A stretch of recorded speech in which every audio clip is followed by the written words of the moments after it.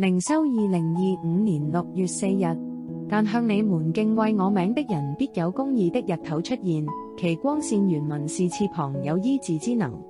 你們必出來跳躍如圈裏的肥犢。馬拉基書4章2節。神呼召人回轉，是出於他不變的愛與憐憫。即使人常常偏離他的道路，口中頂撞他，心中遠離他，神仍不輕易發怒，反而差遣先知、聖靈和他的話語，喚醒我們的心，叫我們回轉歸向他。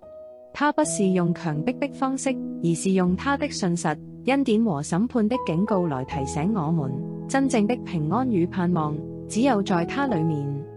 在馬拉基書中，神指出那些狂傲與行惡的人，最終將被審判如碎秸被燒盡，但向他敬畏的人，公義的日頭必為他們升起，有醫治之能。這是神給人明確的選擇，悔改回轉，就得光明與醫治；若仍剛硬，就落在審判之中。敬畏神，代表我們在生活中尊榮他、信靠他，並信服他的話語。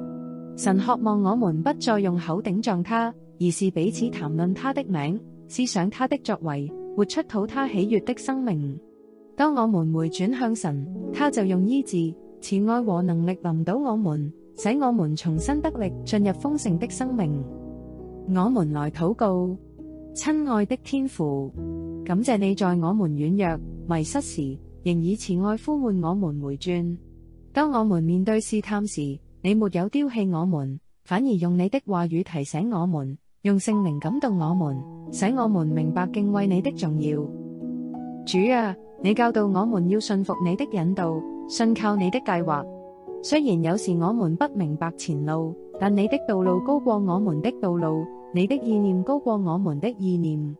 感謝你讓我們在敬畏與信服中重新得力，從疲乏中得安息，從混亂中得平安。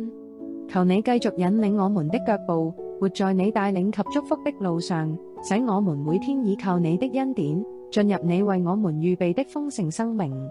讓我們的心常存敬畏，口中充滿感謝，生命充滿你的榮光。奉主耶穌基督的名禱告，阿門。